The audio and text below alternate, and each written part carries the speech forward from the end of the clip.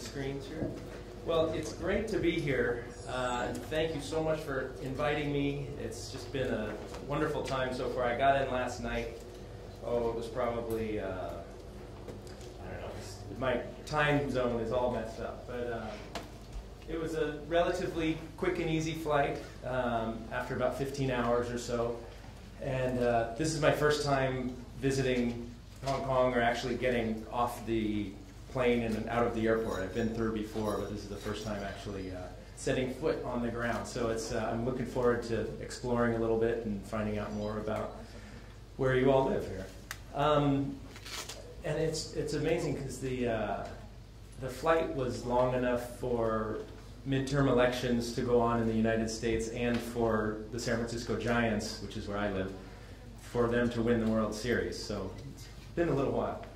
But, and I have a feeling that I'll probably be eating for the rest of the trip, it seems like, based on all the amazing food and all the things that I need to explore.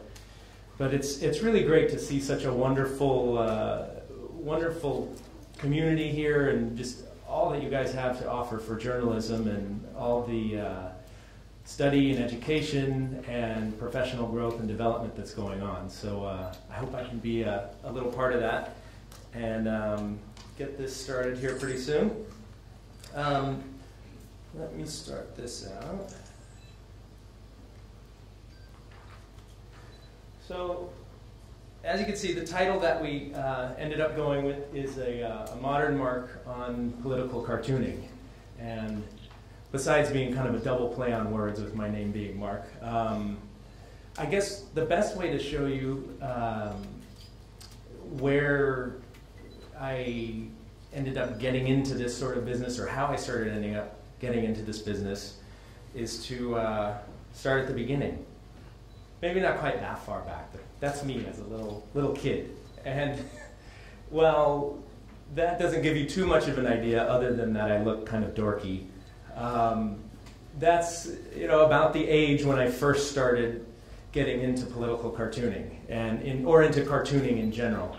And, you know, like many kids, you know, I just started drawing.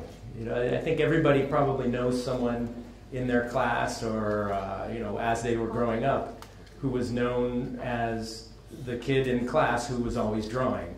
And so in my case, that was me. So I was the one who was tending to do the drawings. And like many kids out there, many children, the place that I really first was exposed to cartooning was here. And I'm sure you all recognize this, but this is where I first started having my eyes opened up to the magic of cartoons and the magic of cartooning. And, you know, I would, as a kid, and even still, you know, you try and draw something that you see on TV. And when I was a little guy, I would try and draw this, and it never looked the same on paper as you would see it on the TV. And it was kind of frustrating, because you want to be able to draw Bugs Bunny, you want to be able to draw Daffy Duck and all these guys, just like you see them on TV. But, you know, they look very different when you're drawing them in crayon. So, anyway, long story short, I just kept at it, just kept drawing, kept cartooning, and this was way, way before any inkling of journalism or inkling of really news or politics entered my mind. And it wasn't until, I was probably, I think it was first year of high school, where I went to school, and every once in a while, this teacher that I had, who was our English teacher, I don't know whether he hadn't planned for class or why he did this, but it was a great assignment. You would come into class, and he would say, okay, you don't have to do any particular lessons on the board, or there won't be any discussion. All you have to do, there's a few rules. You have to be quiet, and you have to produce something at the end of class. Other than that, the world was your oyster. You could do anything you wanted. You could write a song, you could write a poem, you could draw a picture, and so it was all wide open. And then at the end of the class, you turn that into him.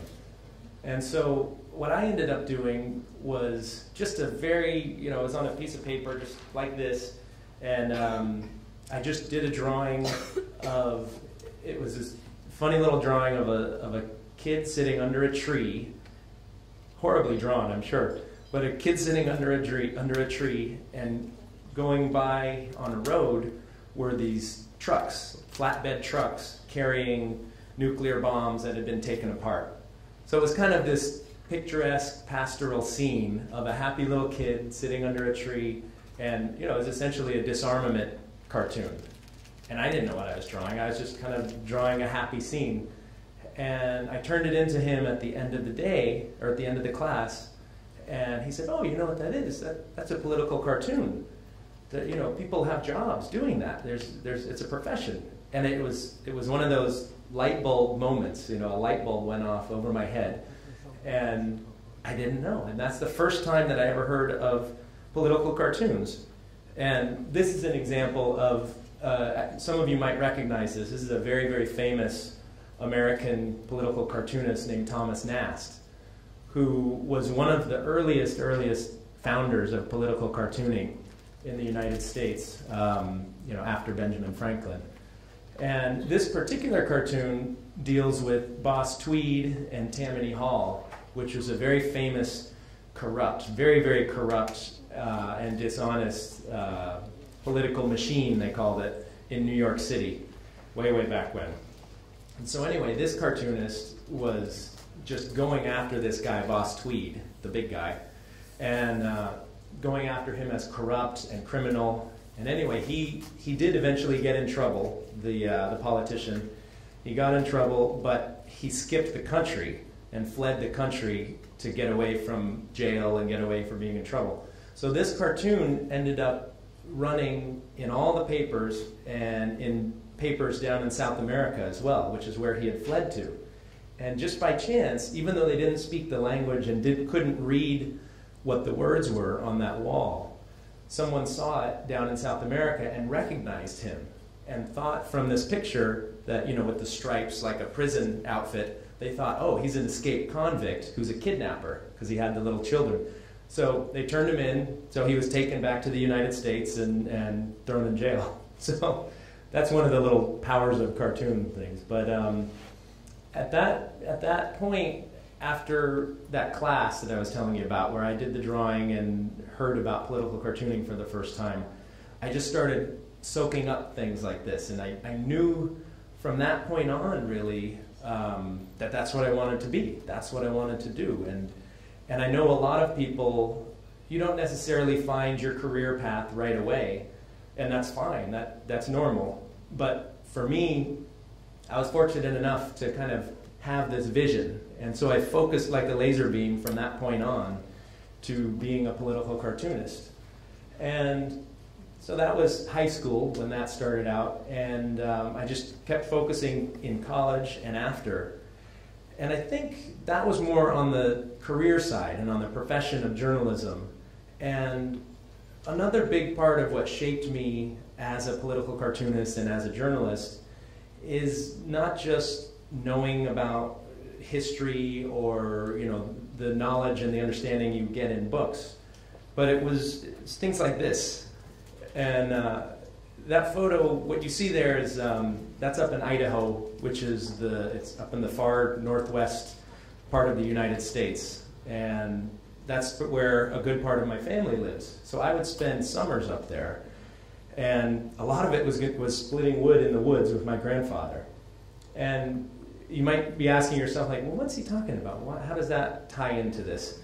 And the reason that had such an impact on me is because I was born and raised and have lived ever since in California, which is known in the US as kind of a more liberal, democratic-leaning state. Whereas Idaho is much more conservative, Republican-leaning state. And just that exposure and having a life where you see people on the right and what they're doing and what they're like, and then you see people on the left and see what they're like and what their lives are like. And you realize that there's a lot of commonality, and that it doesn't just have to be a simple black and white equation, that there's a lot of other finer shades in there. And this ties into journalism, obviously, and specifically commentary And we'll get onto that a little bit more later. But I guess the thing that I want to show you a little bit more of is how I went from a cartoon like that and doing a cartoon like that. This one ran back when I was doing exclusively print political cartoons. And this ran soon after September 11th, when there were a lot of issues about profiling, about racial profiling, about, you know, figuring out who we need to look for getting on planes, you know, basically where the terrorists are going to strike next. So if you can't see it in the back, it's all these, you know, FBI security guys saying, you know, his address doesn't check out. Mysterious source of funding. He's got a beard. He's not a U.S. citizen. And he's got pilot skills. Yep, he fits the profile. And then you see the little picture of Santa Claus in there. So turns out these guys are going to jail Santa Claus. But outside of that, I guess that's one of the places that I started, doing print cartoons. But then how did I get to doing cartoons like this? With the largest quarterly loss in history, the most catastrophic corporation in the business is getting billions in bailouts. How did they do it? We'll tell you in Hopping Mad, or How to Ruin the Economy in an Unknown Number of Steps. Look at it this way. Patty buys a frog with a loan from Tommy. Tommy can wait around for years as Patty's frog money trickles in, or he can sell Patty's frog loan to Billy, who will give him all the money at once. Tommy likes that. Billy buys lots of frog loans around the neighborhood and sells them to the rich kids who have extra money. Then along comes Davy, who says, I can make your frog-backed securities worth a lot more if you touch my magic rabbit's foot. Billy liked that idea. He pays Davy a quarter each time he touches his magic foot and sells more frog-backed securities than ever. But Davy was aggressive. He didn't stop there. Hey, Billy, I can make you safer and richer if you rub my magic rabbit's foot on your head. He said, which Billy did, and paid Davy another quarter each time he got a reassuring rabbit's foot rub. Thanks to Davy's rabbit default swap protection, frog-backed securities were a sensation.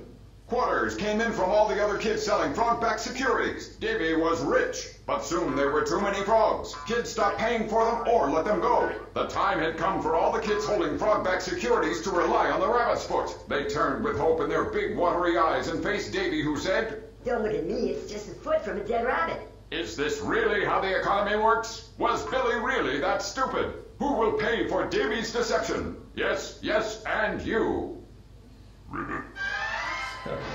So that cartoon is, that's an example of, that one ran back in 2009, soon after basically all the economy imploded and everything went terribly wrong in 2008.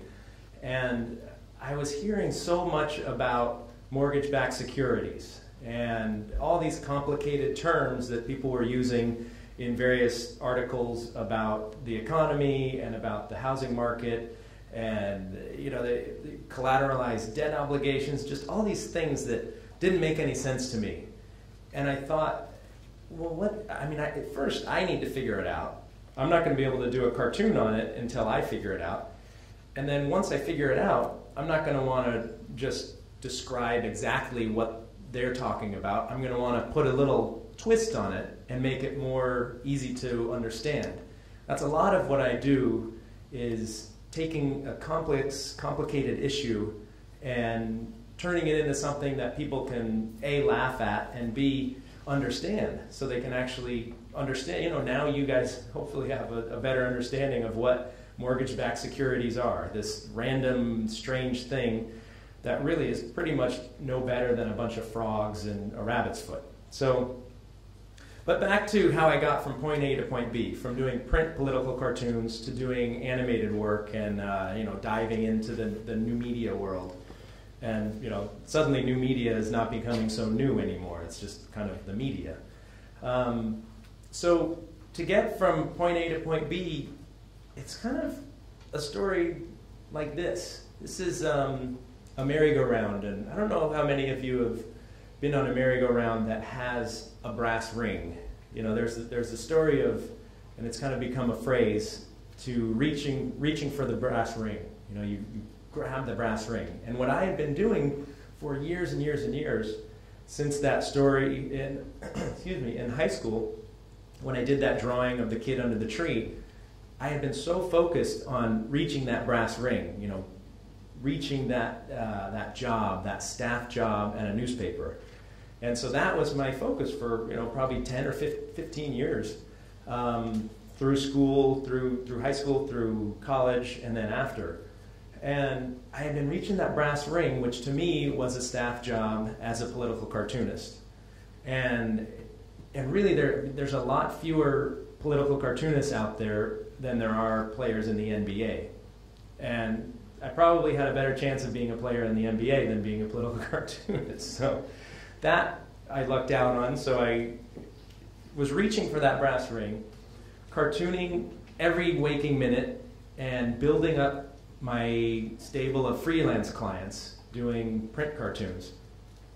And kind of in the background, I initially started just experimenting with doing animation. This is probably late 90s, say 97, 98, right around there. Just kind of tinkering a little bit on the side. But I was still focused primarily on doing print cartoons. And lo and behold, along comes a newspaper in San Jose, California, which is just south of San Francisco. And it's a very well-respected newspaper, and used to be more so even longer ago, but their cartoonist was leaving. And it's always a mad rush, just like in any journalism job, and in any job that has kind of a high appeal for a lot of people. Anytime a job opening like that comes open, cartoonists just mob the newspaper and try and get their resume in there and send cartoons. Everybody's going for that job. And I lived right up the road and had been sending cartoons to them already because they were one of my freelance clients. Long story short, they ended up taking me on as their staff cartoonist. So I had reached that brass ring.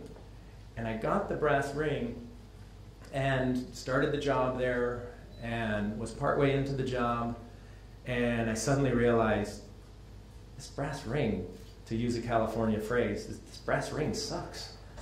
And so it was terrible, and it wasn't so much the profession. It wasn't the profession of political cartooning that was terrible. It was the environment, because at that point it was 2001 when I actually had that staff job. 2001, it was right after the dot-com bubble burst, so the economy started to go right downhill like that. The paper, everybody at the paper was getting very nervous. The editors were very, very nervous. The publisher was even more nervous. So it was a very tense, uncertain environment. And this is very much in the infancy of the internet still. But everybody was really nervous about what was going to happen with this paper. Meanwhile, my editor at the Mercury News was really just micromanaging every little bit of my cartoon. I had been used to working on my own and having a wide variety of clients, and if someone didn't like the cartoon, they didn't have to run it. So to me, that felt a lot more freeing. So suddenly I was working under one editor and one publisher, and they had every decision over that cartoon, whether to run it or not, whether they wanted it this way or that way. So it was a very stifling environment suddenly. And on top of that, and I'll probably talk about this more in the talk tomorrow or the next day, dealing with satire more specifically in the United States. But on top of that, I had the job at the Mercury News soon after George Bush was elected president. And the publisher basically came into the editorial board one day, of which I was a member, and the publisher said, "You guys have to go easier on Bush." And I was already unhappy at the paper, and I'm a cartoonist, and generally anytime you tell a cartoonist to do something, they'll do the opposite. So, so that's exactly what I did. So rather than go easier on Bush, I went harder on Bush. And basically it was just myself. I mean, that's a big theme throughout my career that I'll talk about more, but a big theme is just being yourself and standing by what you believe. And that, ended up basically getting me fired / I left. And it was a great thing, because I was happy to leave. They were happy to see me go. And so I ended up going back to freelancing my print political cartoons, but also doing more animation and diving into animation full bore and just really loving it and appreciating it. And the most freeing aspect was knowing that I wasn't constantly reaching for that brass ring. You know, there was always that little voice in the back of my head that says, you're never going to get a job, you're never going to get a job. But it made me realize I already had a job, and I had made it myself. And that is going to be a big theme for not only my career, but I think journalism in general these days. Because it's a lot harder to get a job, and there's not as many out there. But there's a lot of other opportunities and ways to cobble it together. So what I started to do was very simple animations. And this one, it's not going to look anything like the animation I just showed you before. But this is where I started. It was just a you can see the evolution from a print cartoon. This next one I'll show you is essentially a multi-panel print cartoon that I broke up and animated. And there's no sound for it, but it's animated. So it's a little guy he's the gun company, designed it, built it, marketed it, sold it, then along comes this guy and kills with it and is a total crackpot. And then the gun company guy is back and denies it. He says, we have no control over these things. There was a lot of news stories about gun control when I did that cartoon. But you can see it's just very simple and very rudimentary animation. But when I was doing this kind of cartoon, there was no movement, no motion at all on the web. You might have some very simple animated GIFs, they call them, but there was nothing like this that actually moved and wrote on. It was all just photographs and text, photograph and text. So when I showed that around to editors, they were amazed. They were blown away. It was it's almost like looking back and picturing the glory days. Like, I'd show it to an editor and he'd say, oh my God, he blinked, And now now the expectations have risen so much more. Because you're competing with TV, you're competing with Hulu, with YouTube, with all kinds of videos. So the early ones looked like that, and then soon evolved into ones that were a little more animated, like this next one I'll show you, which was right around when George Bush was running against Al Gore, and is this one. And far on the outside, we have Bush and Gore coming around the track, and Bush is leading now, and now Gore directly the outside, and Bush goes into the other two, and Gore back into Gore and Bush now. And they're pushing the left, and then Bush and Gore, and they're coming back, and they're going to lead it. And that's all really there is to that one. It's basically the photo finish concept for a horse race, and rather than either the candidates winning, you see the money character, the money bags character. And unfortunately, it's only gotten worse since that was run. So that was basically where I started on the animation front.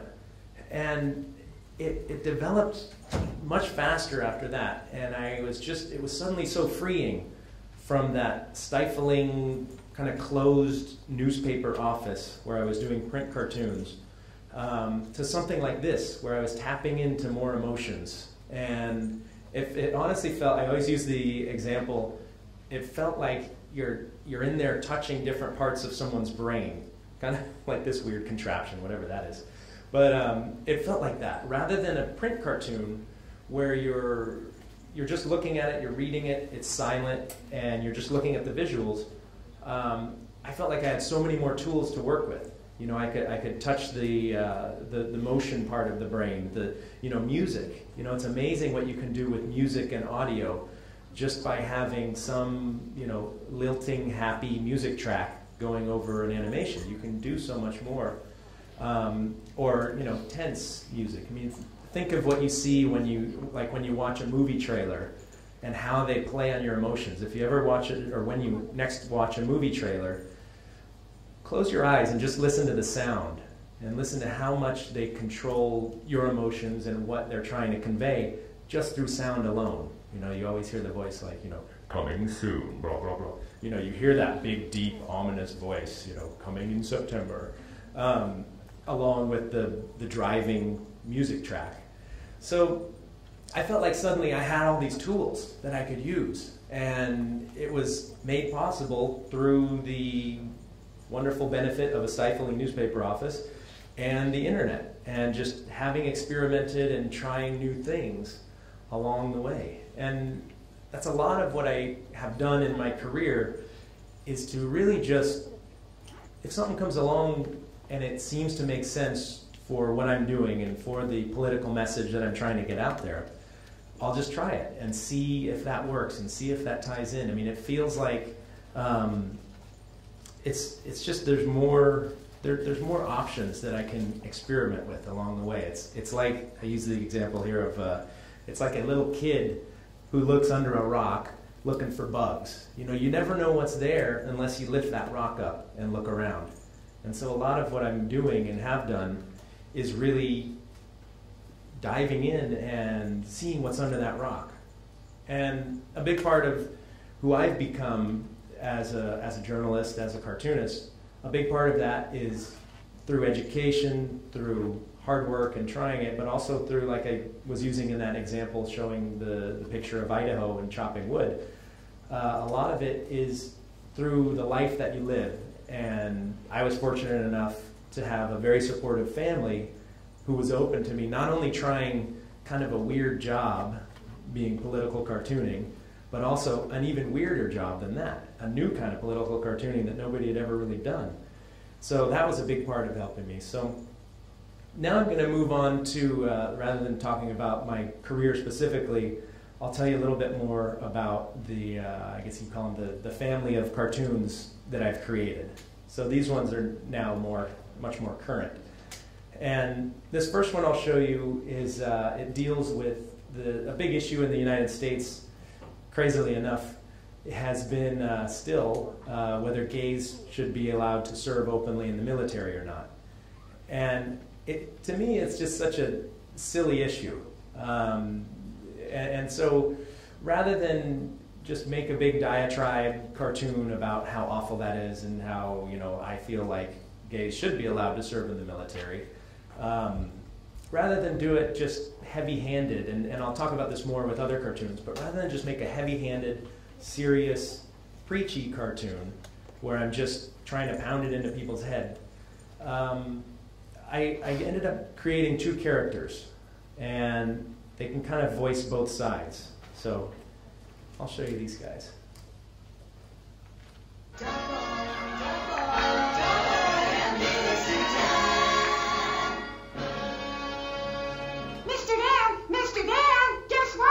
What is it now, dog boy? Did your Harry Reid finally man up? I am too a man. No, Mr. Dan, even better. Don't ask, don't tell, maybe finished.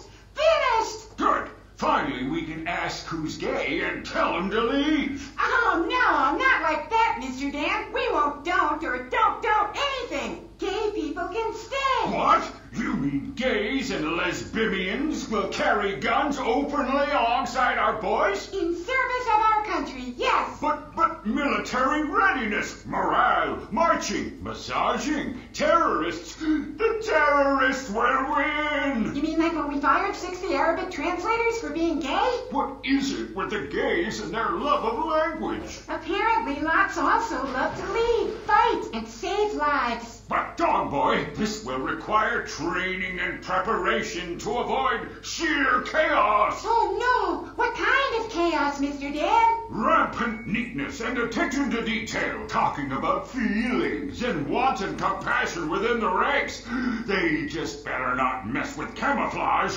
And what about training? Aren't soldiers already trained to respect each other? I don't know, dog boy. All I know is they better not make me wear any trappings of gayness. Ooh,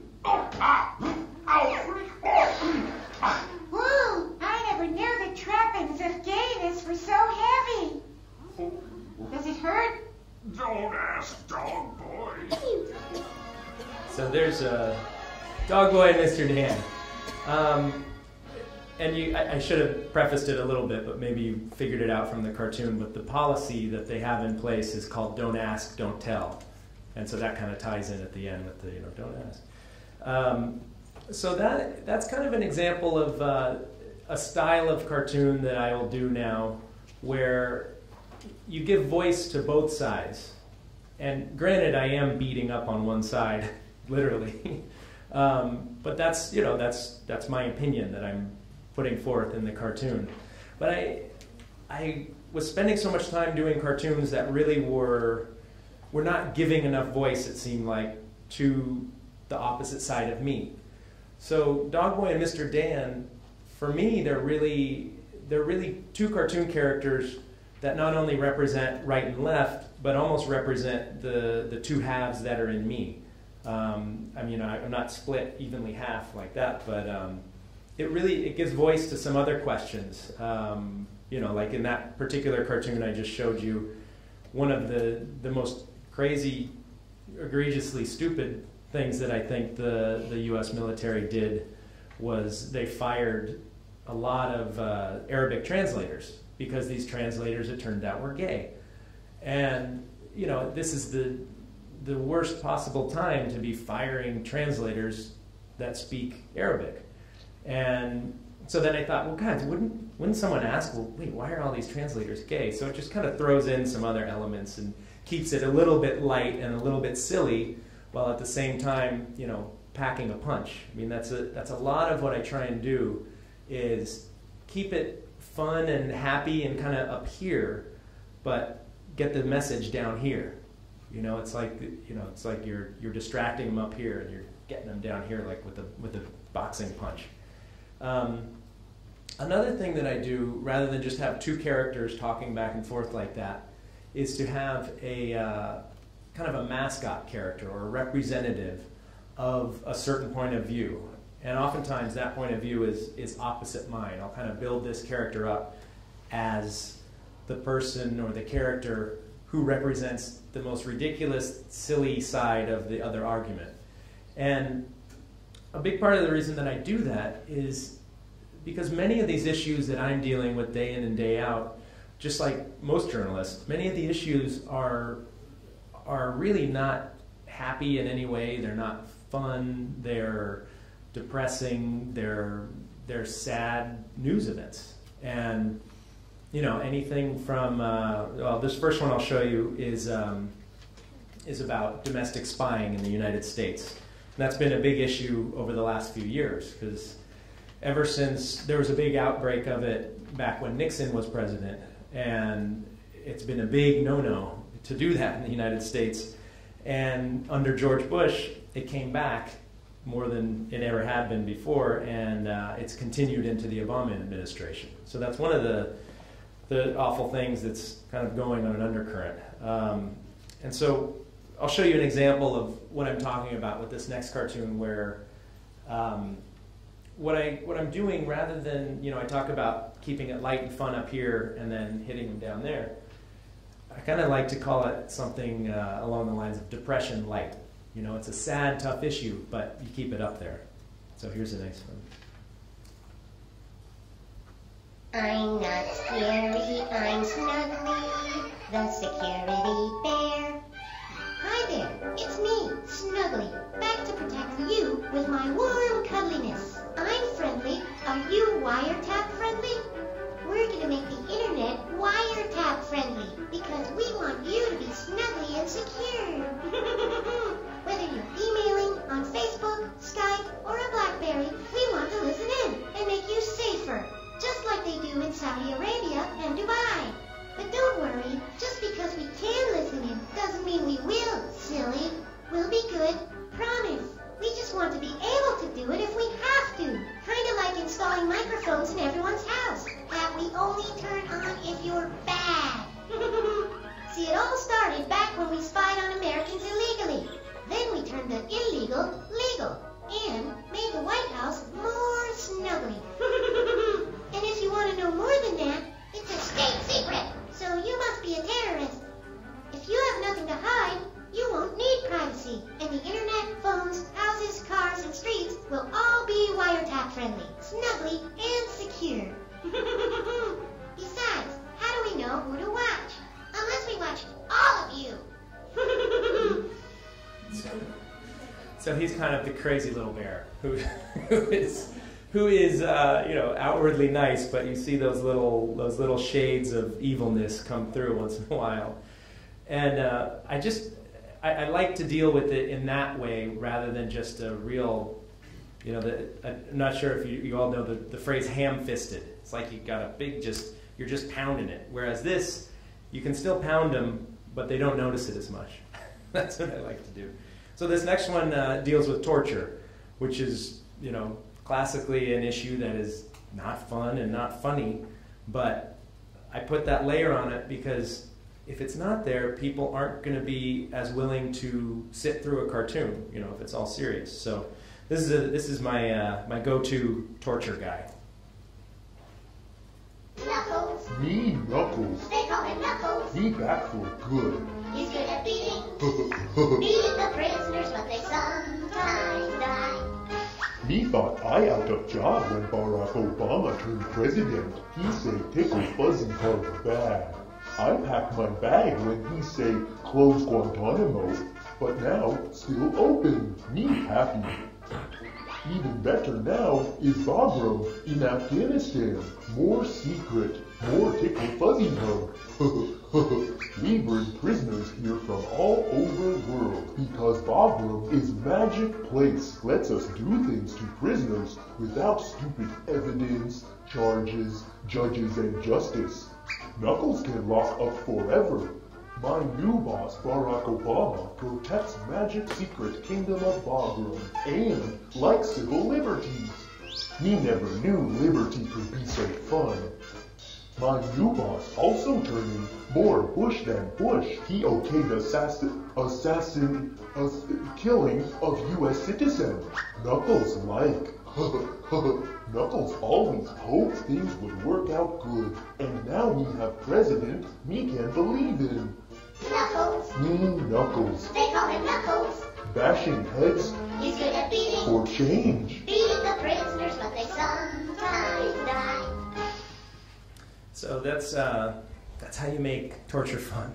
But this particular character is an outgrowth. He's been around since the Bush years. That's when I started him up, when you know, the issues about Bagram and Guantanamo and you know, the awful prison abuses came to light. And a lot of the people that I was hearing defend torture, they would talk about it in a way like, well, you've got to do it. It's, you know, we need to protect the good people and do all that. But, you know, they would talk about it like it was a good thing, a positive thing.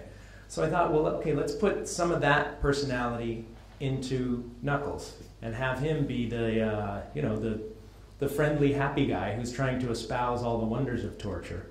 But along the way in the cartoon, and, you know, he's been in probably maybe 8 to 10 different episodes. But along the way, I'll show the different things that have been proven and the different stories that are out there, like, you know, the fact that torture doesn't work. You know, even if you do try it, it's, you know, you're going to get false confessions, and it's not helping your cause internationally, that's for sure. So he's my guy to basically make torture look like it's a ridiculous thing. And yet I want him to be a likable enough character so you want to see what his next adventure is. So unfortunately, he's still around. You know, I thought he was going to be out of a job once Obama came into office, but I guess not. So, but not everything that I do a cartoon on is, you know, a heavy, weighty issue like torture or spying or something like that. Sometimes, you know, just like I'm sure here too, there's always going to be some silly political scandal or something that's, you know, it's more like about an election, or it's more about something that doesn't have a huge impact or a huge weight. This next one I'll show you, the backstory on it is there was a person who worked for the U.S. Department of Agriculture who was an Obama appointee, who had been, she was very high up in her job and in this agency. And one of the things that they're responsible for is giving loans to different, you know, small farmers, some large farmers, but mostly small farmers, and basically helping agriculture in the United States. And this woman was caught on tape saying something that sounded very racist. She's an African-American woman, but what she said sounded very racist on this tape. The tape was released by Fox News, which is the, you know, the very conservative news network in the United States.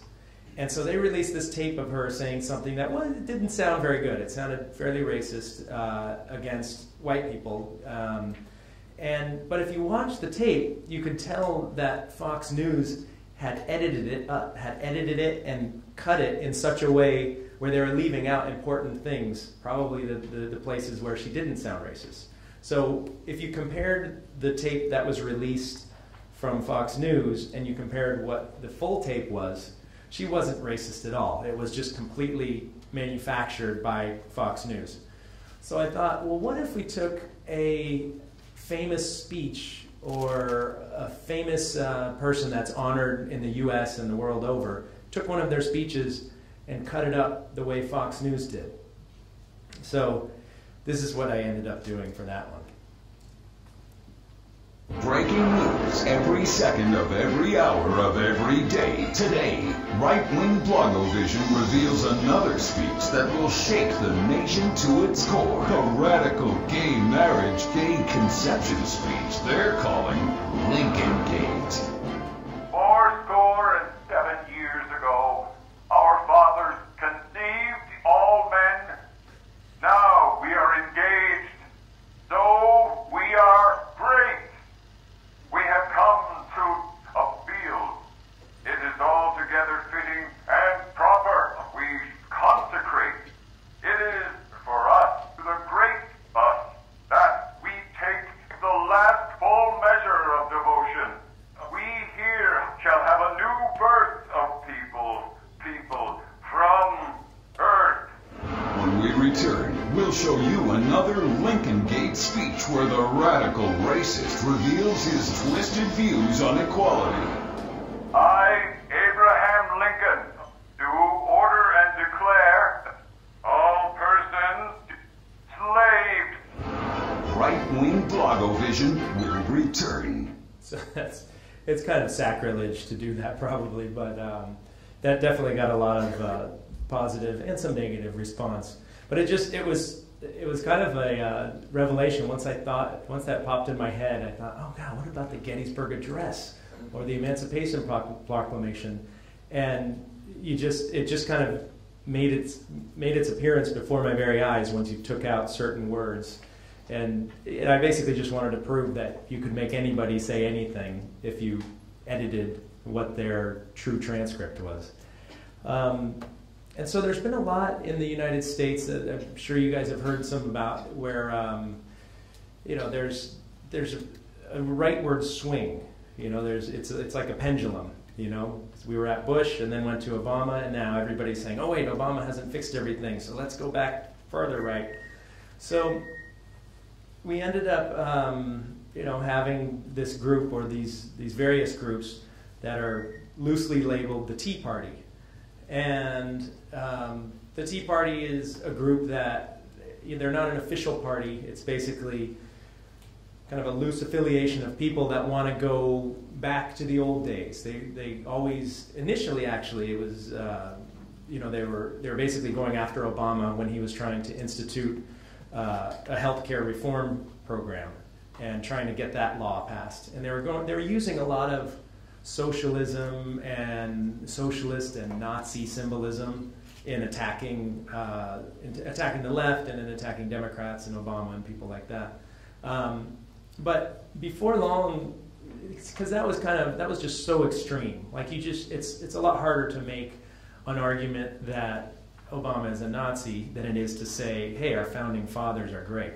So they started to drop the Nazi and socialist, German symbolism, and started going more to the route of hearkening back to the glorious days of the founding of the United States. And, really building that up, like our Constitution's perfect, and the founding fathers were perfect, and we should go back to that. And they're really just using that as a justification to gut some of the social programs and, basically take back power and become much more rightward leaning and conservative. But as a cartoonist, it's just been a godsend, and it's been so colorful as far as imagery. When you have guys like this, you have guys like that out protesting. There's so many images to work with as a cartoonist. You've got the old tri-cornered hat, the old colonial guy, the teapot, the snake. There's just so many different aspects to work with. This is another another group of people, and those are little tea bags around there, and one of their catchphrases has become "Party like it's 1773," and so I thought, okay, well, they want to party like it's 1773. Well, let's let them. Are you mad as hell about the direction America is headed? Ready to lead our constitutional republic back to the simpler, more traditional times of our founding fathers? Together, let's restore America to the proud nation we were at the drafting of our magnificent Constitution. There, isn't it wonderful to be part of a wholesome tradition where your wife can remain by your side, right up to the point where you enter the polling booth? If she's no longer available, just get a good old-fashioned, safe, unregulated ride home with your very own slave, just like our founding fathers, who thought of everything in this perfect document. Because if you don't have a slave or property, you won't be voting, so no need to worry about that ride. Traditional America is about more than just tri-cornered hats and country gentlemen. There's a pride of ownership. America's founding principles are strong, with a flourishing private sector, so you can buy the best teeth of wood or have professional leech treatments for your consumptive demons. It's high time America had an unwavering, originalist respect for our roots. If it was good enough for us then, it's better for us now. So that poor guy was tormented pretty heavily there, but it just kind of, the whole Tea Party thing and the whole reverence, almost worship of the old days and of the Constitution, and it's not like I'm anti-Constitution at all, but it's when you see what it would really be like if we really did do what they wanted to do, you get to an absurd place. So you get a guy with wooden teeth like George Washington and leeches all over his body. So I find myself turning a lot more towards history, in part because of all this recent reference to the Founding Fathers and to democracy at its roots. So I'll show you another one here that taps into history a bit too. And so it came to pass that democracy had run its course. It had been a good run, but Congress and the courts instead opted for a new system, one that affectionately came to be known as cashocracy. This clever new system was particularly beneficial for fellows like Jasper P. Hucksteroo and his platform of turning up, down, and down, up. With Jasper's new cashocratic rights, he could benefit from unlimited funding provided by nobody knows. But you're doing business with you. Because in a cashocracy, the money behind the politics remains wonderfully hidden, thanks to a glorious combination of numbers and letters and pleasant-sounding names. Better still, Jasper's candidacy of Up is Down, Down is Upism received a tremendous boost when corporations were declared real live boys who could contribute endless millions. With corporations now people and people now hidden, the fruits of cashocracy really rolled in. But Jasper wanted complete cashocratic success, so he used part of his own personal Hucksteroo fortune to fund his campaign, just like other bazillionaire candidates. Up is Down, Down is Upism gained in popularity. Political consulting firms gained in profits, and Jasper's cashocratic success had arrived.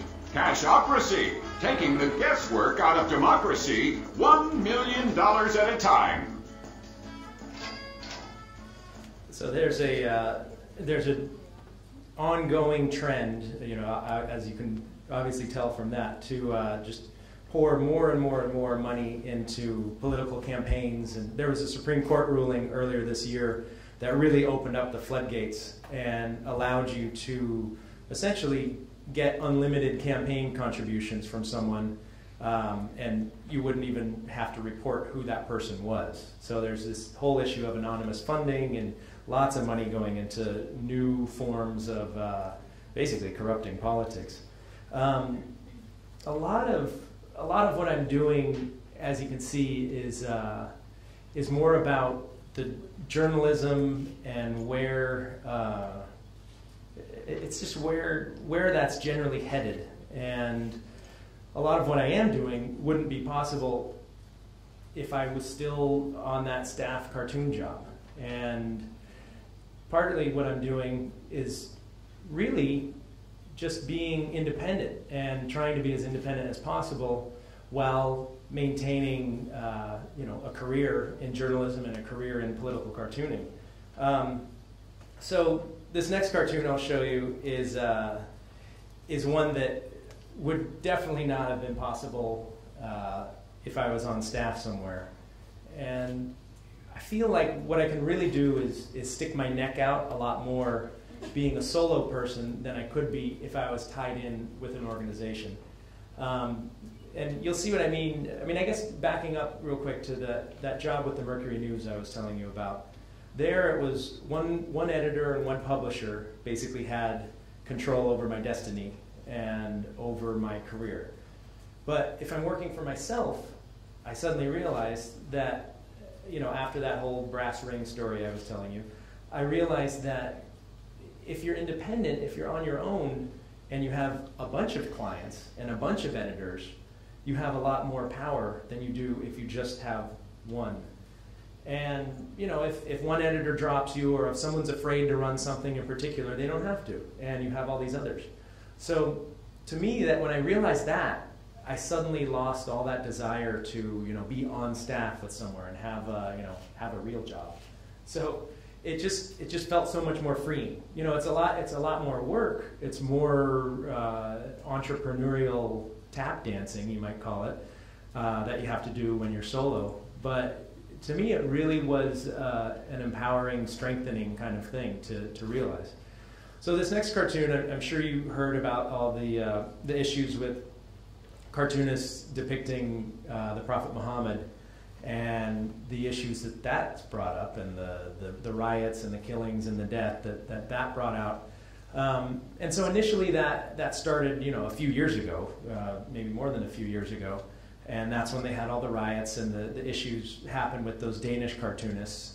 And then more recently, there was another attack on one of those Danish cartoonists. A Somali extremist tried to kill him with an axe, one of the, Kurt Westergaard, one of the cartoonists. There was another cartoonist in the United States named Molly Norris, who was a cartoonist with a weekly up in Seattle. And her cartoons were very, very refined looking, almost like illustrations. They weren't like your standard political cartoons. And so she did this cartoon with a bunch of different, just regular objects. It didn't use a water bottle, but it was anything from like a spool of thread to a chair to a notebook, or just any number of things like that. And she basically said, well, couldn't these be Muhammad? So she was kind of pointing out that it's just a weird human construct that you're seeing these depictions as being Muhammad. So, hey, look, here's Muhammad, there's Muhammad, it could be this guy. So that cartoon ran, and it eventually got picked up, and there was a huge outcry, and people were calling for her head on a platter as well. So there's sad story with that, because there's now a fatwa on her, and she's gone into hiding. And so there was that story as well. Then the other attack on Kurt Westergaard.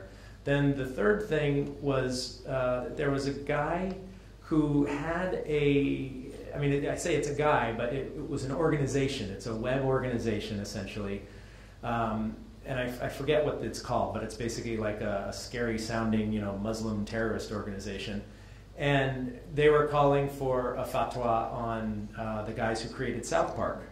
And so there was this big issue about South Park, and it mainly came about because South Park did an episode kind of similar to the Molly Norris idea, where, hey, it's Muhammad in this bear suit. And so they had, they didn't ever show Muhammad, but they implied that he was inside this cartoon bear suit.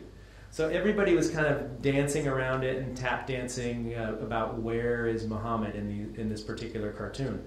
And so it was driving me up the wall that this organization, this supposedly scary Muslim terrorist organization, was really just a guy and a couple other friends who were U.S. citizens in, I think they were in upstate New York or Long Island, somewhere in New York, just basically writing a blog. And that was the reason that caused South Park to censor that cartoon, or actually caused Comedy Central, who's the network that runs South Park, to censor the cartoon with Muhammad. So here's a couple guys blogging in their basement and spewing hatred and threats, and they have control over network programming. So after that, I ended up doing this cartoon, which does feature Muhammad, but you have to look pretty closely. Hey kids, do you like to draw? Ever want to be a professional jihadist? Well, now you can be with the Jihad on Cartoonist Correspondence course. First, you'll take Art on History, where you'll unlearn all about the previous historical depictions of Muhammad. Next, you'll learn how to spot and become enraged over any drawings of Muhammad, no matter how small, obscure, or poorly drawn. Oops, oh, that's not Muhammad, but keep your eyes peeled. Then, we'll teach you the art of concentration so you can ignore billions of peaceful Muslims as you help destroy a religion, just like a pedophile priest.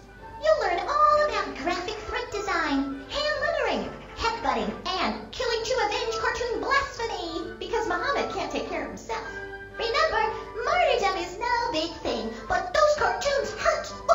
With the Jihad on Cartoonist Correspondence course, you can go from anonymous American punk to blogging in your basement in Virginia to dictating nationwide television programming. The Jihad on Cartoonist Correspondence course, because nothing says jihadi tough guy like attacking some dorky cartoonist. Bye-bye! So that one, I think that would have been hard to get by some editors. But that did run, and it's still on my site and stuff, and no fatwa yet, hopefully. So, but one of the things that I do like to do, much like those earlier cartoons I was showing you with Snuggly the security bear and Knuckles and those guys, I love to have that layer of innocence over a tough issue. I mean, all of these cartoons, like I was saying, are dealing with heavy issues with either with personal pain that people are having, or with financial pain, or they're all dealing with dark events and dark issues. It's very, very rare. I can't even think of one off the top of my head where I would do a cartoon that deals with something that's happy, because I don't really see the point for doing a political cartoon about triumphalism or making something built up even more than it already is. So it's kind of you might call it like it's a dark art. So this one is an example of one that deals with the weightier issue, but again, I like to keep kind of a childlike innocence with it. Once upon a time, there was a land of wonder where it rained jelly beans and the trees were made of money. In the enchanted financial forest, mommies, daddies, and little boys and little girls were happy, right down to little Tommy Taxcut. But that's not my name, and my dad is out of work, said the little scamp who didn't know what was good for him. The magical Taxcut fairies had been tax cutting and wanted to keep the cuts coming. Tax cuts are good for everything, they said, especially for little Tommy. All the tax cut fairies needed to do was sprinkle more magical tax cut dust, especially at the tippiest, toppiest income bracket of the enchanted financial forest.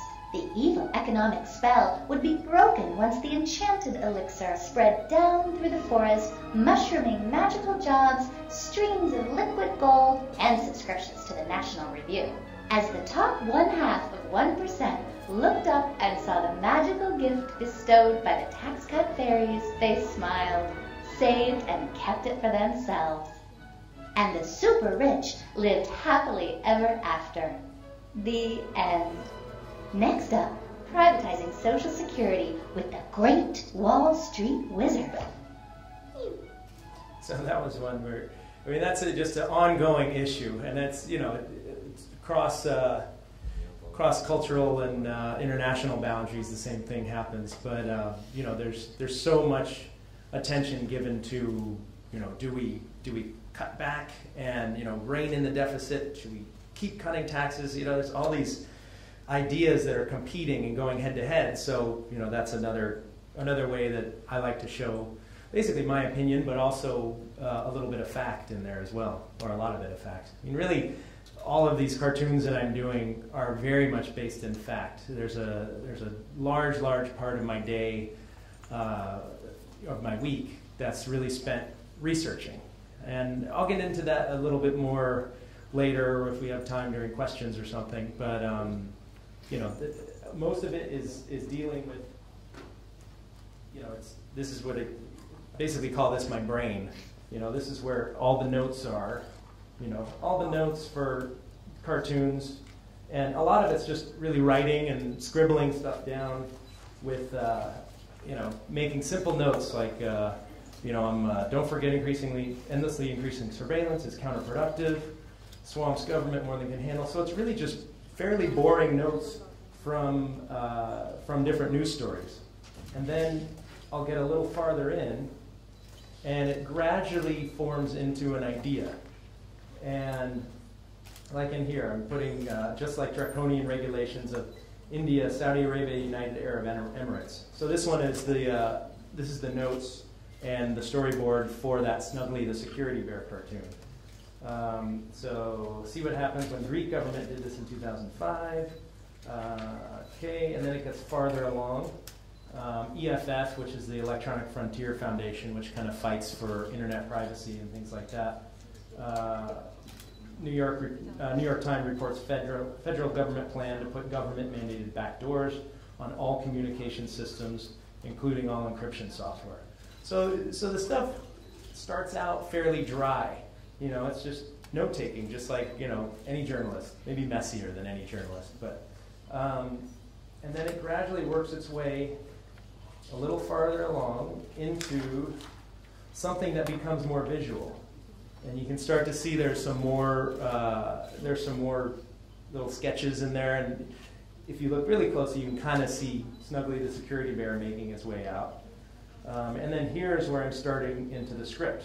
So where he's saying, "Hi there, it's me, Snuggly, back to protect you with my warm cuddliness." You know, so kind of building the character before actually getting into the meat of it. And then he says, "Even though I used to work with this president, now I work with this one."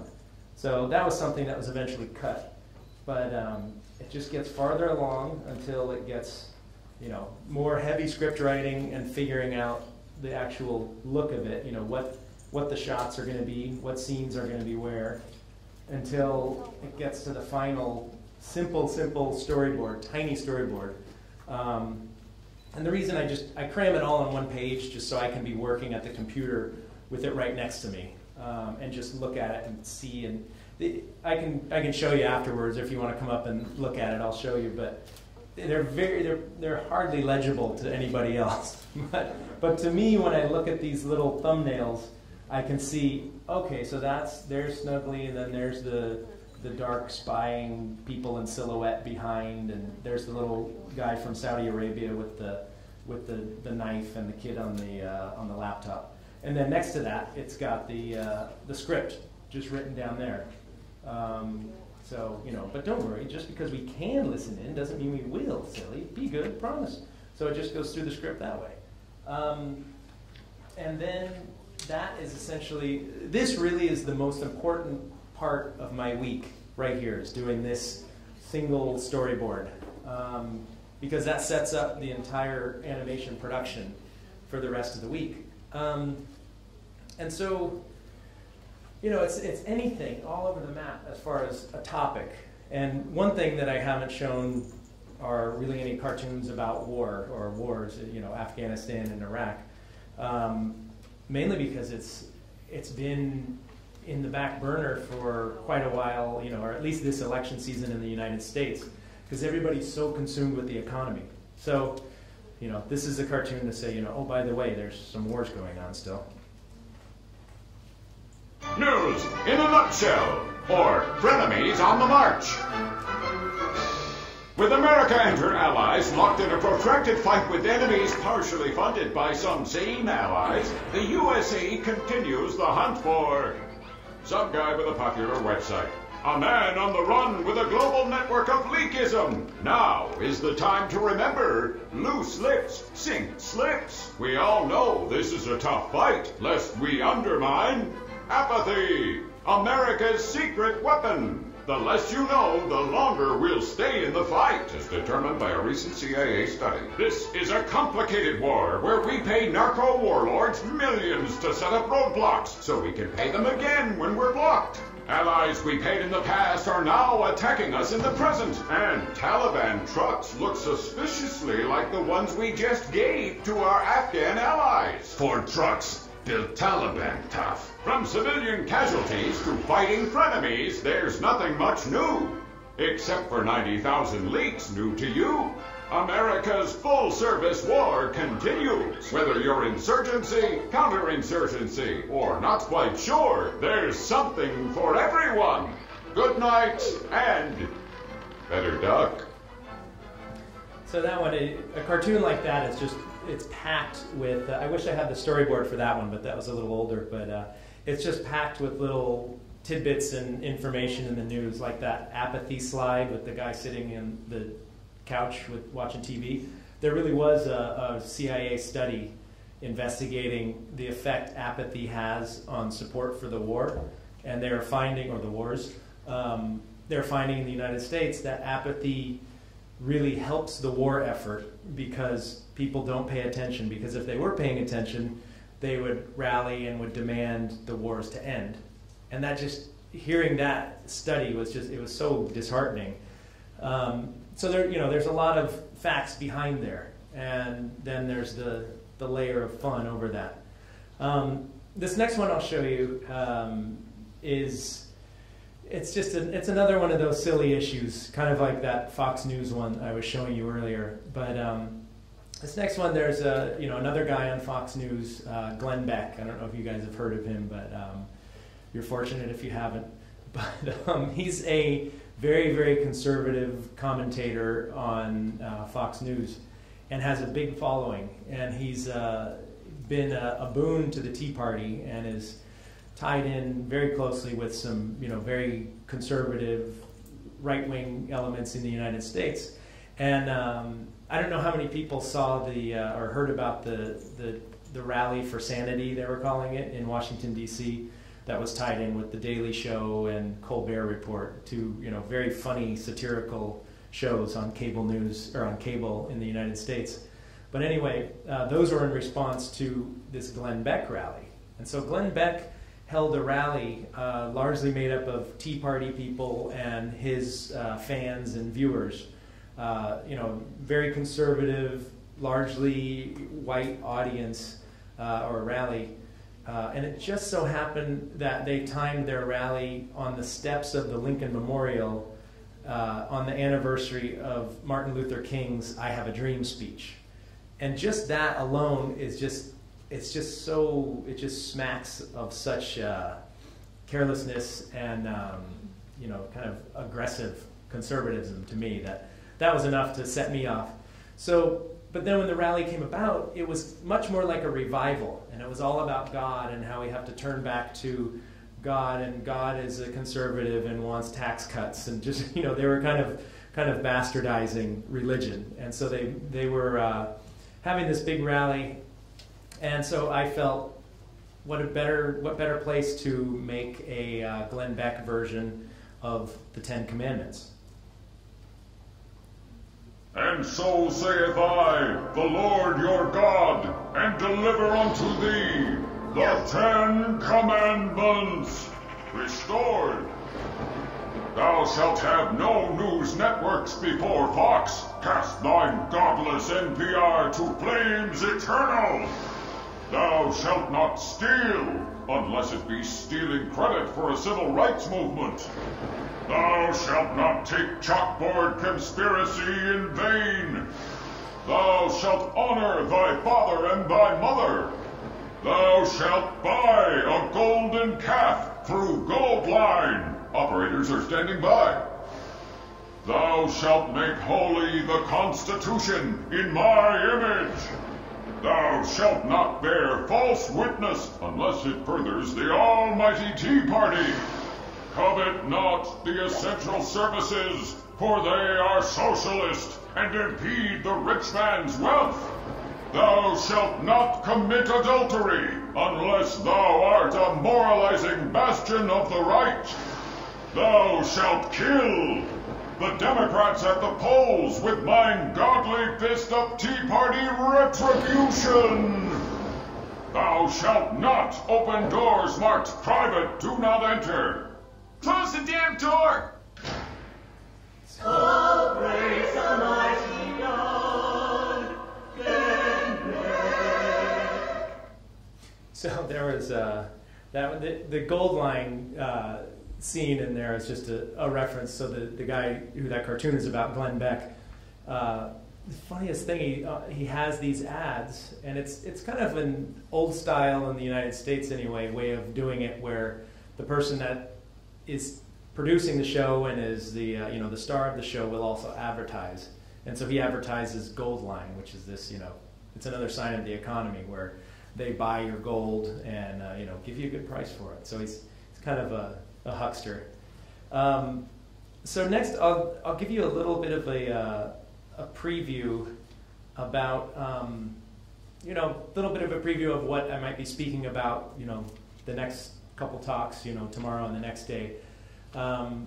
These next ones are just little tidbits about more about the state of satire in the United States, and I'll be talking about that either tomorrow or the next day. But the state of satire in the United States kind of came home to me when I did a political cartoon earlier in the year, or end of last year, that dealt with the Tea Party and the that political movement in the United States right now. And initially, they started by starting a movement to send tea bags, little bags of tea, to your congressman, and like a tax protest. Is in the quick recap, I'm sure you guys know, but the United States in the early days, there was the Great Tea Party, where they were rebelling against tax, and so they threw all the tea into the harbor, into Boston Harbor.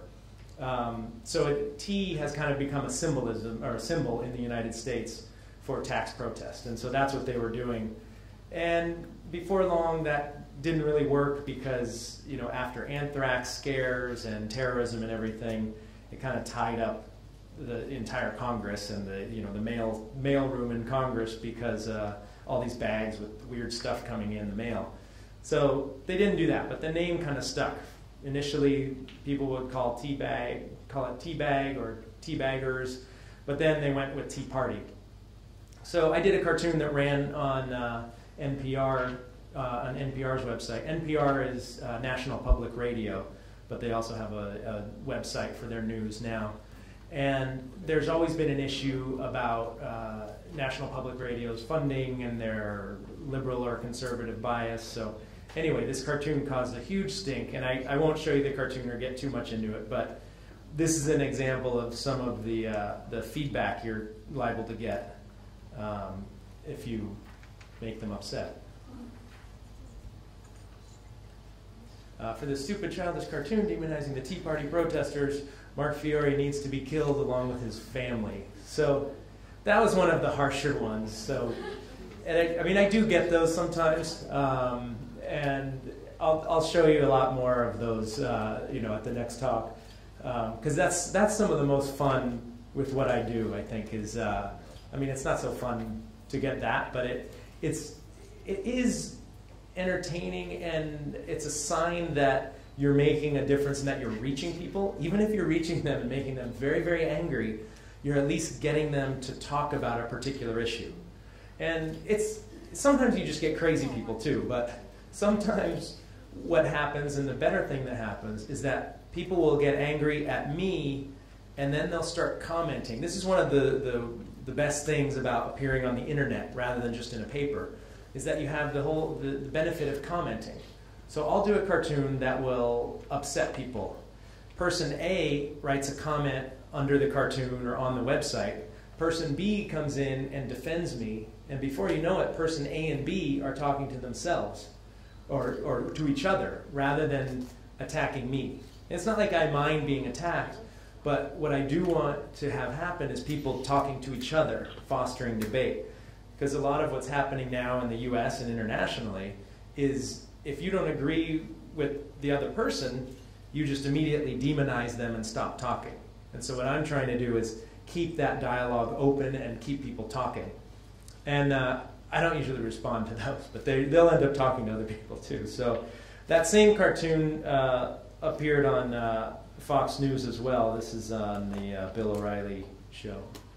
Now, not only was that puerile, sophomoric, not funny, stupid, unnecessary.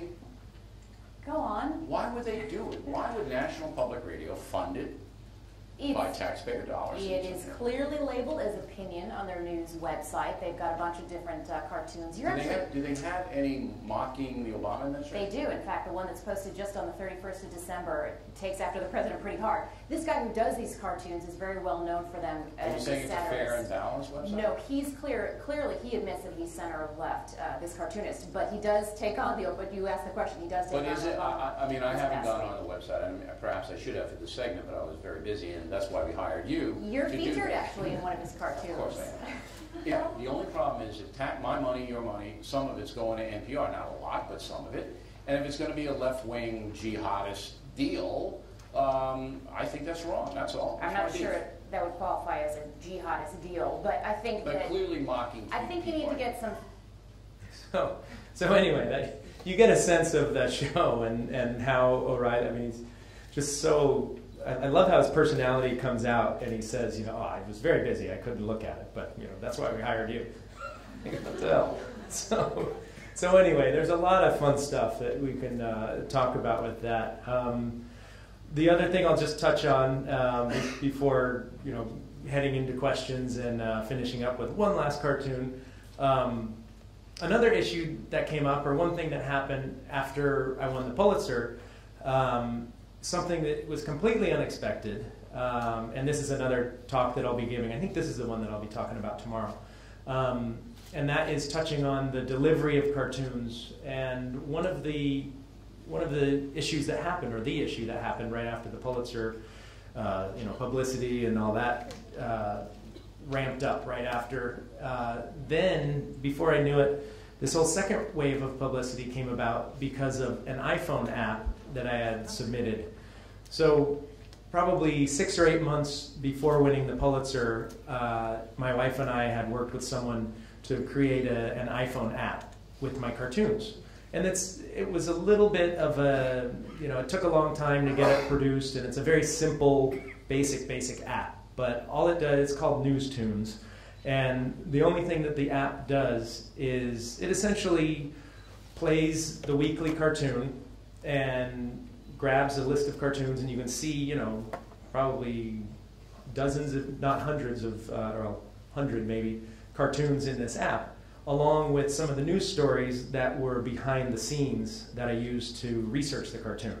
So you'll see the cartoon plus a bunch of links to investigate what I was talking about in the cartoon. And so that app was rejected by Apple I think in December or January, somewhere around there. And it was rejected in the email that they sent. It quoted a section of their guidelines for submitting apps. And it said that it was rejected for, it was, quote, defaming public figures, or no, ridiculing public figures. And so since it ridiculed public figures, they were going to reject it, and it wasn't going to be on the iPhone app, or wasn't going to be on the iPhone. And so I thought, well, shoot, if that's what it does, that's what I do. I ridicule public figures. So you can't get around that. Because it said, if you can modify your app so it doesn't ridicule public figures, so I thought, well, what am I going to do? Just turn off the sound or something? So anyway, I kind of gave up on it or put it on the back burner and was going to wait till later to try and submit it again or figure out a way to get around it. Because I wasn't going to change my cartoons to pull out the ridicule, because that's what it is. So long story short, the Pulitzer win happened, and I was giving a lot of interviews, and a journalist from the Nieman Reports, which is it's tied in with Harvard Journalism School, and they produce a lot of great journalism, and she asked me just one final question after she'd interviewed me all about the Pulitzer and what I do and everything. And her last question was, well, what do you think about satire on the iPhone and the iPad and new devices. What do you think about the hope for the future of satire and all of that? And I hadn't even thought of this before. I should have been telling the press about it earlier, but she said, so she asked that, and I said, well, honestly, I don't think it's not looking too good, because they don't accept any ridicule of public figure. I was rejected. So suddenly I was on the phone, but you could hear her eyes lit up, and she knew that was the story. So then she followed up with a whole bunch of other questions. So that became the story suddenly. So she wrote that. It suddenly was picked up by the New York Times and the Wall Street Journal and a lot of international press too. And so that was suddenly the big news story. And the next day after her article ran, I got a call from Apple, interestingly enough. And they said, you might want to consider resubmitting that app. And it was almost like, it was like in Watergate. It was like a deep throat call, just like saying, hey, buddy, you might want to try again. So I said, oh, okay, I'll do that. Maybe, let me see. And the guy said, and once you resubmit it, call me. And so I did, and I didn't change anything, didn't change an inch of code on the programming or anything. And we resubmitted it, and after resubmitting it, I called the guy, the mysterious guy, who I didn't even know his name. I found it out later, but I called him back and I said, oh, we just submitted it, is it there? And I hear in the background, I hear this little click, click, like 2 keystrokes. He's like, oh, okay, you're good. And it was like that easy. It's like you're visiting the Wizard of Oz or something. So anyway, that became a big story. It was not good publicity at all for Apple. It was great publicity for the iPhone app and for me, as far as, it had already been kind of an issue. I'll save most of this for the other talk, but that control over the media had become a big issue because people were worried, well, if newspapers are going downhill and the iPhone and the iPad are some examples of what's going to be the replacement, do we have freedom of speech concerns because these guys are censoring stuff? So anyway, here's just a little clip of Steve Jobs getting interviewed about this particular issue. Oh, go back here. And there's been a lot of, there are these controversies that flare up periodically about your app store rejecting things, and in some cases you backtracked and changed your mind after there was an outcry and so forth, stuff like that. But is there a downside of you guys acquiring, oh, wait a minute, is there a downside of you guys acquiring all this power and saying no to some political cartoonist or no to some political candidate, and also doing it in a black box that at least a lot of people on the outside have trouble understanding what the rules are? What happened in these cases like that? Well, political candidate so here's what happens. Was mad. And we had a rule that said you can't defame other people. That's in your terms of service yeah, development? You can't defame people. Determined by your app, the people that work at Apple. Correct. I mean, yes, but I think it would be determined pretty much universally among rational people. Not some strange definition. You can't defame people. And the problem is, political cartoons got caught in that. Because by definition, they defame people. So we didn't think of that. That was an unintended consequence of a rule that said you can't defame people. So this guy submits this cartoon late last year. The rule's still in place. He gets rejected. For other reasons, we realized that this is an unintended consequence. We changed the rule, I think it was in January, except for political cartoons. The guy never puts his app back in again. He wins a Pulitzer Prize. Somebody asks him, he doesn't actually run to the press, but somebody asks him, how come this isn't on the iPhone? He goes, oh, I submitted it, they rejected it. He's a nice enough guy about it. And then these flurry of stories get written several months after we changed the rule because we found out about an unintended consequence. So we are guilty as charged of making mistakes. So we're doing the best we can. We're making mistakes. We're fixing them as fast as we can. And what happens sometimes, though, is that some people lie. And they tell the press the story about oppression. And it gets written up and they get their 15 minutes of fame because they hope it will convince us to change our minds, which it never does, but they keep trying to do that. And it's unfortunate, but we take it in the chin. That's part of what we do. And we don't run to the press and go, this guy's a son of a bitch liar. So you get there's a lot to that. And full disclosure, that is edited. You know, I didn't do enough space in between, but that is cut up a certain amount, kind of like that Fox piece I was telling you about. But you get the idea. There's a lot of meat there, a lot of controversy to talk about, and I'll talk about that later. But let's finish on a cartoon rather than on Steve Jobs yammering on. So this is one fairly new character called Little Susie Newsikins. I needed someone. I needed a female character to start talking about the news and talking about issues. And so here's a recent one she did around Halloween.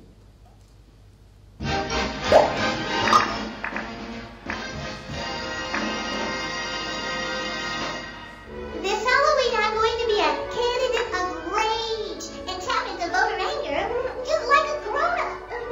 First, I'll find a target for my rage. Well, I picked Obama and the Democrats because they've been in charge for over 20 whole months.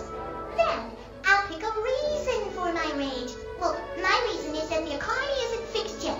And socialist healthcare global warming camps are organizing to take your guns. Making stuff up is the funnest part of being a candidate of rage. Well, now it's time for me to dress up in scary-sounding ads. Remember to add spooky music. But little Susie Newsikins' Democratic opponent loves Nancy Pelosi and Chairman Mao. Then it's time to get treats from anonymous strangers. Well, they're enraged too, just like me. And if it all goes well, I win. And we'll deregulate, cut taxes, and let the private sector run free. Just like before. See? Being a grown-up candidate of rage is easy. Now vote for me, and for change from the change. All right, well, I think I'll finish up with Little Susie Newsikins there, and we can open it up to questions. If you guys have any questions, I'd be happy to answer them if you'd like.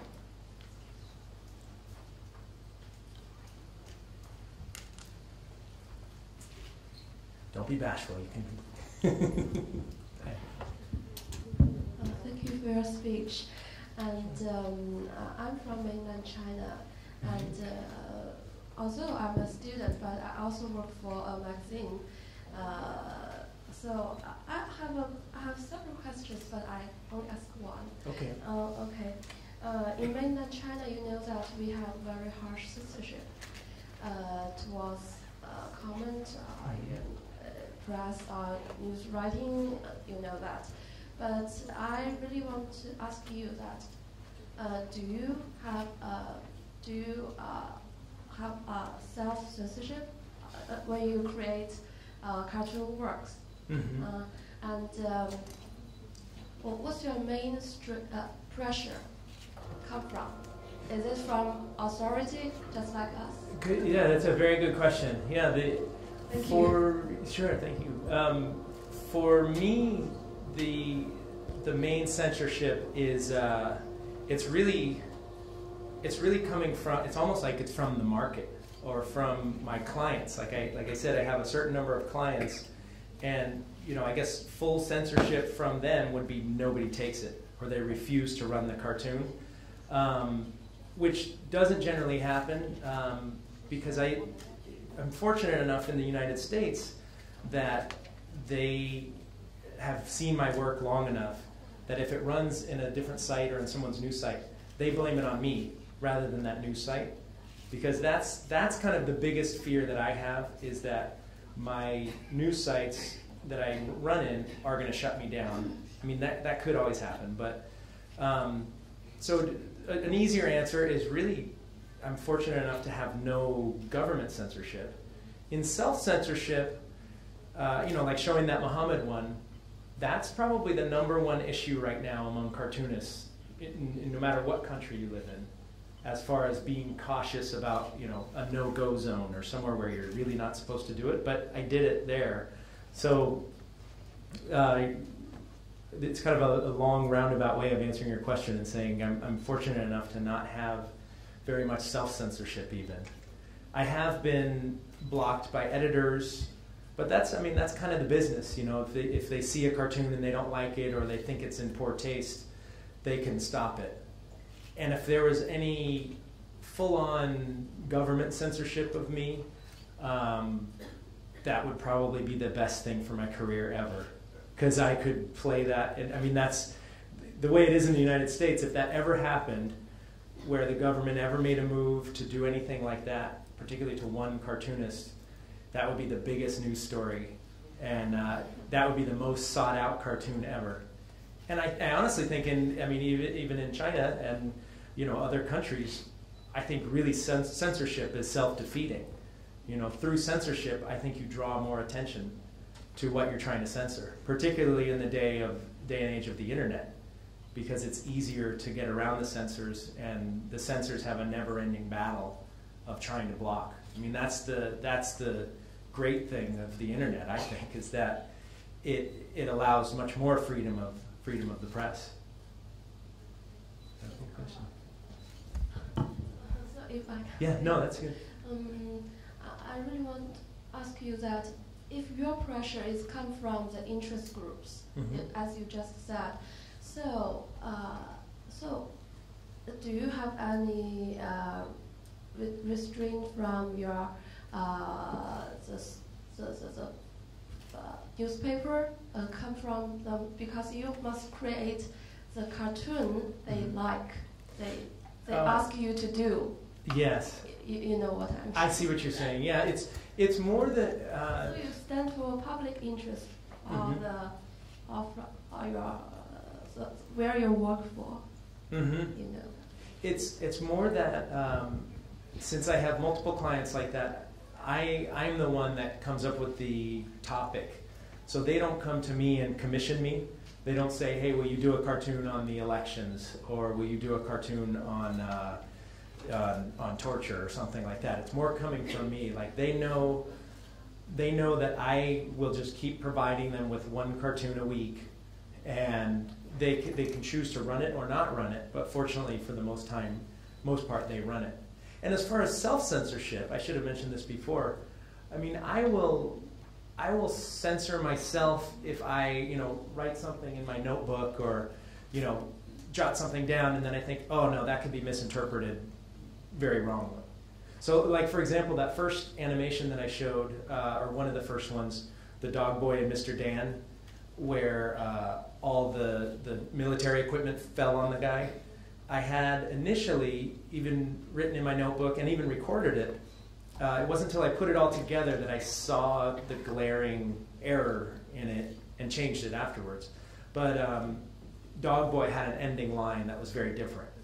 The ending line ended up being, I never knew the trappings of gayness could be so heavy or something like that. And initially I had him looking at him saying, wow, now you really look gay. Because the idea was to say that, yeah, he's in all this heavy military garb, and now that's kind of, gay can be anything. It's like you can wear that, it can be anything. But it came across as him using it as a slur. So I guess that would be an example of self-censorship. But it's very different from government censorship, of course. So, yeah, question over there.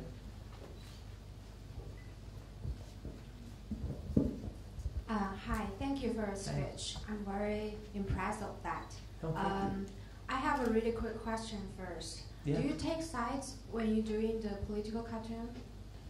Oh yes, definitely. Yeah, I mean, that's the idea. I mean, that's basically what I do, is to give my opinion, take a side. But it's very different from a full-out bias. I mean, it's kind of a fine line with the language, but I definitely take sides. Like I am much more on the side of, say, the Democrats and Obama than I am on the side of George Bush and the Republicans. So I definitely take sides that way. But what I'm very, very careful to do is to keep it rooted in good journalism, keep it rooted in fact. And the way I do that is by I never make up facts. You know, everything in the cartoon is factual. The spin I put on it is bias, if that makes sense. Yeah. You know, yeah. so it's rooted in fact, rooted in journalism, but I will use those facts and use that journalism to show that the other side are idiots. You know, so that's basically the take that I will give. It's, you know, by definition, a cartoonist, political cartoonist should show a side. Okay, and I have another 2 questions. Uh-huh. The first one go back to the censorship question. Yeah. Because as is known to everyone, we have very strict censorship, not only on traditional journalism, but also on internet or any other things. You can not even get access to the sensitive words through Google. Based on that, do you think we will have future on the political cartooning mainland China? I sure hope so. I sure hope so. And I bet there's some out there too. They're probably just laying low, but I sure hope there will. And I think since the internet is always evolving, and you know, the government's relationship with, say, Google or with Microsoft is always changing too. It seems, you know, it seems, and on the other side of the ocean in the United States, just so you know, there's a lot of pressure from people like me and others, a lot of pressure on companies like Google and like Microsoft to be advocates for free speech and to not, you know, the saying is not carry water for the government, you know, not to basically be lackeys for the government that wants to censor. So I sure hope that, and I'm almost positive. I mean, I was talking with someone earlier about that they're, you know, I think it's going to happen. I think it's just a matter of time. I mean, honestly, I think it's probably in the government's interest to open it up a little bit, you know, because like I said, the more you censor, the more the pressure is going to build. Yeah, we'll see. Yeah. Fingers crossed. I'm very curious about what's the major purpose of the political cartoon, because it's a type of untraditional journalism. And does it really have an impact on the political issues or real political decisions? That's it. Yeah, that's a great question, and that's always a question that makes a political cartoonist a little self-conscious and nervous. You know, you're like, I think I made an impact. You know, but it's true. You want it. You definitely want it to have an impact. That early the old Thomas Nast cartoon I showed you. I mean, in that day and age, it was a lot easier for a political cartoon to have an impact. I mean, that one had the impact of basically getting that guy arrested and brought back to the United States.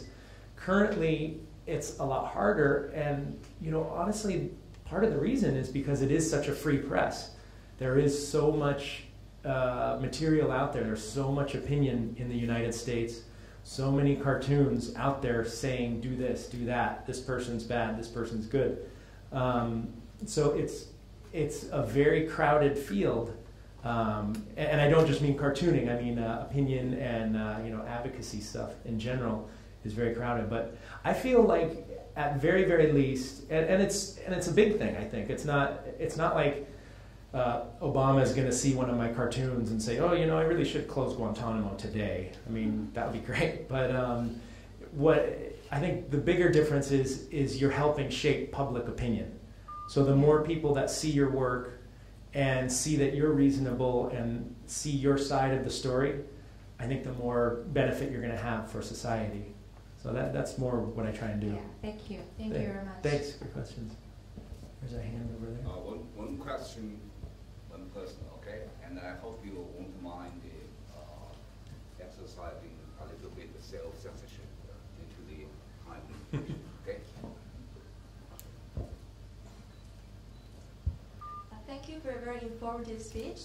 I know that you have studied political science at Colorado College. Yes. So how does this academic training facilitate you with your political cartooning? And do you think the purpose of political cartooning is different in democratic and authoritarian regimes? Thank you very much. Great question. That's a very good question. Well, first, the Colorado College and education background, that school prepared me very, very well. I was on the fence after graduating about going to journalism school afterwards, or getting a graduate degree, or studying art. And instead of doing either of those, I decided cartooning is such a weird thing. It's not like they really teach that in journalism schools, except this one today, but which is great. But so I decided I was just going to do it. So for me, after my education, my graduate education was talking to editors, knocking on doors, doing cartoons as much as possible. So I kind of did that part myself. But the Colorado College undergraduate studying political science was a huge, huge help. I mean, it's not like I'm always making references to Machiavelli and and Plato in my cartoons and stuff, but the ability to take a lot of information and a lot of history and distill it into a cartoon or distill it into a paper in college, it's a very similar exercise.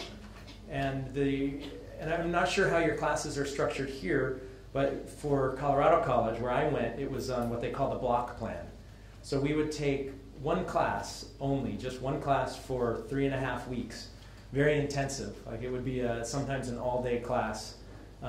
Very intensive, a lot of reading, finals, midterms, everything, even though your midterm is like, a week and a half after you start. So it was a very, very intense process, and then you had to turn out either a final paper or some sort of thesis or take a final at the end of those 3.5 weeks. So it's not necessarily the way that everybody learns best, but for me, it really was. It helped me learn a lot for political science and other disciplines, because it was a liberal arts school, so everything from geology to English to political science.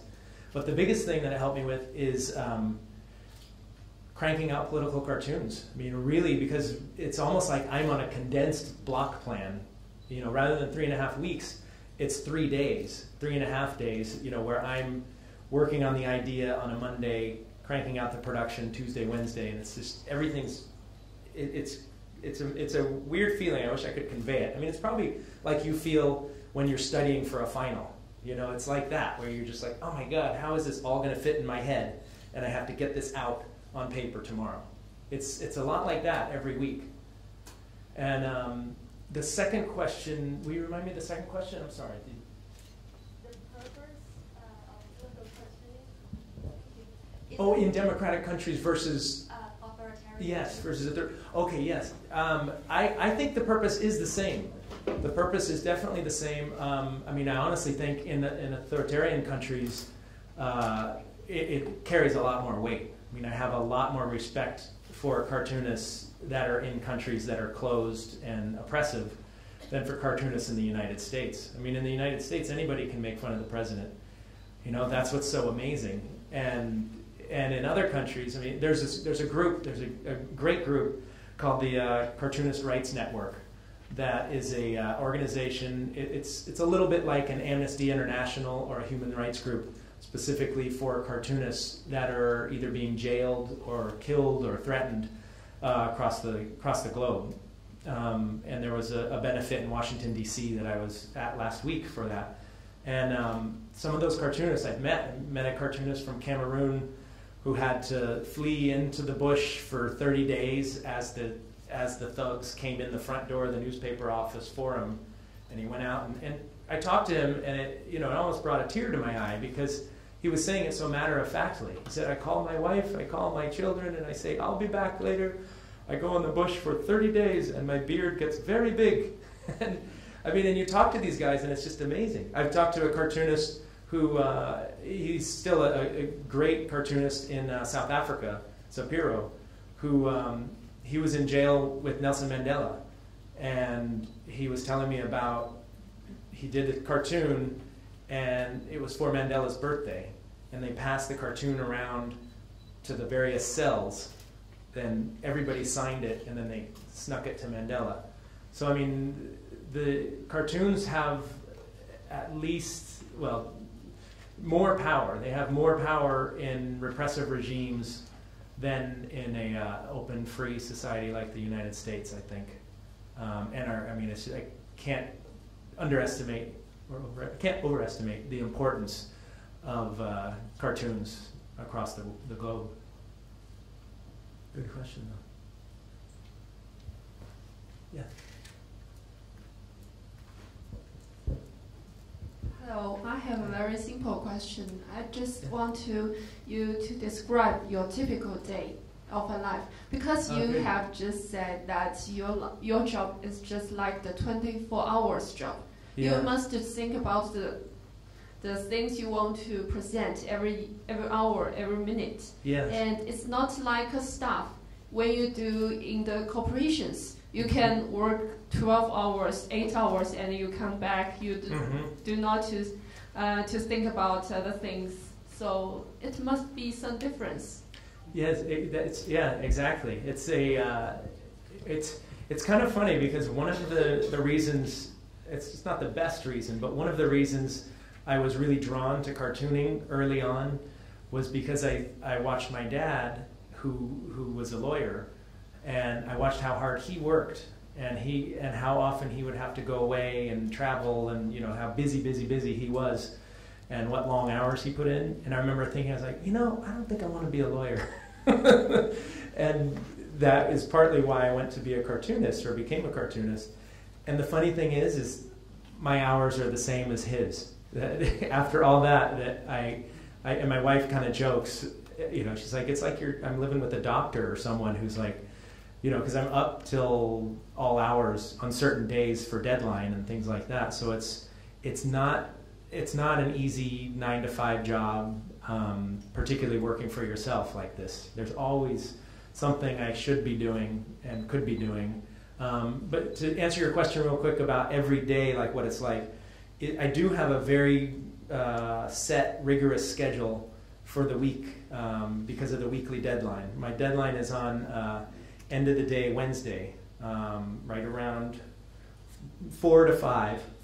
If it's past 5 o'clock, my editor at San Francisco Chronicle starts getting mad at me. But it's basically end of the day Wednesday. So let's say Thursday, Friday, that's when I'm doing more business work, because that's after the deadline. Do business kind of work, promotion, calls, just the business side of the work. And then I will also, start trolling for ideas for the next week. But, mostly it's just keeping up on the news all the time. And then along comes Monday, and Monday is when I'm doing all of this. So Monday is when I'm writing all the notes and, reading the news, catching up on, because a lot of times on the weekend, I'll kind of give myself a little break, so I'm not always reading the paper as closely as I should on the weekend. So I'll catch up on the weekend papers, I'll read the current day's paper, and then once I get a topic, then I start drilling down on that, starting to do more web searches and finding out more about that topic. So, I'll be writing, 20 pages of notes in here on Monday, and then ending up with the storyboard by the end of the day, hopefully end of the day Monday, but a lot of times this doesn't happen till Tuesday morning. Then Tuesday morning, finish the storyboard and start the drawing. So once I get this up, then it's on to the production. Then it's mostly drawing like mad. I'll bring, I did bring some originals, so I'll have them over the next couple of days around too. But then I'll draw anywhere from 20 to 40 different drawings on Tuesday, scan those in, and then start processing it and doing all the animation in Flash on the computer. So once it's Tuesday afternoon, then I'm pretty much chained to the computer doing production work, actually animating. Wednesday, finishing the animation, finishing any audio recording, music, anything like that I need to do, and then wrapping it up by the end of the day Wednesday. And it's kind of a brutal schedule. But hopefully there'll be more people helping me soon. We'll see. Questions? First, I want to say you are very lucky, because I had been learning painting for 10 years, but now I kind of gave up it. So I want to ask, Do you enjoy just simply enjoy the drawing, the creating, or do you enjoy the process of influencing the public opinion? It's a little bit of both. It kind of depends on the day and the topic. Sometimes if I'm really upset and worked up about a particular issue or a particular news event really makes me mad, those are the ones that make the best cartoons usually. So then it's more about the political side and the argument and the public. And other days, I'll just want to do more, like that one, the fairy tale one, the Republican fairy tale, where it was the little fairies like flying up to the top and sprinkling the dust. That's an example of one where I was more into the art of it. And I think sometimes it shows, you know, like sometimes it's more a doctrinaire kind of delivery, and other times it's more artistic. And yeah, so just, it depends. But you should keep painting still. You still should. Yeah, I think so. Just on the side, at least. Okay. Last question.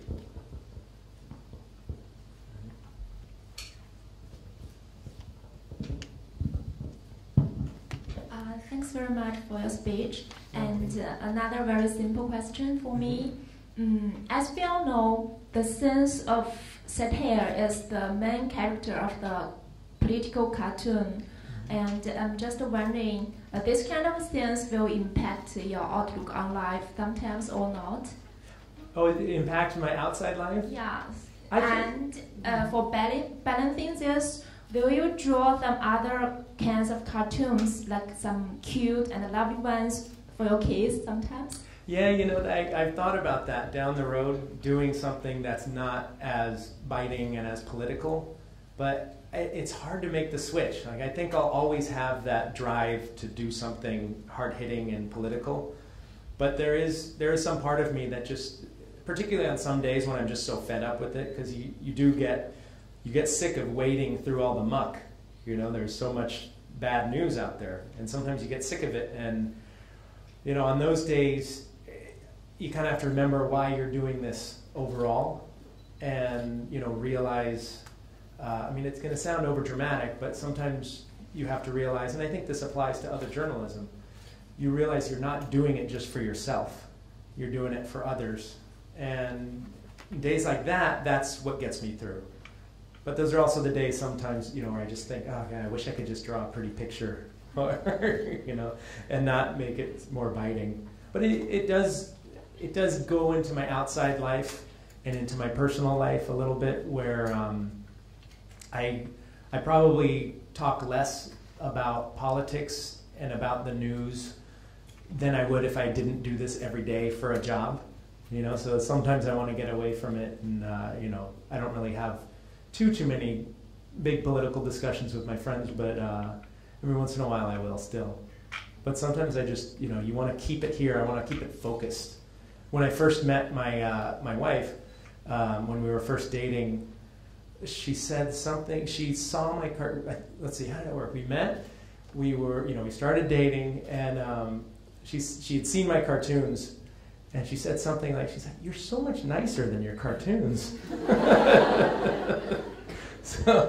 So you kind of leave it, like you put your anger and your bite into the cartoon, into your work.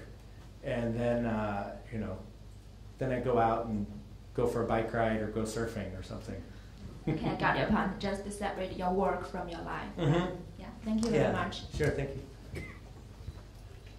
Thank you so much. Thank you very much. For giving us a very wonderful, fascinating talk. And I believe that we all enjoyed it very much. Am I right? Okay. It's more than a feat of eyes, and it's more than what reaches our ears. So to show our appreciation, let's give Mark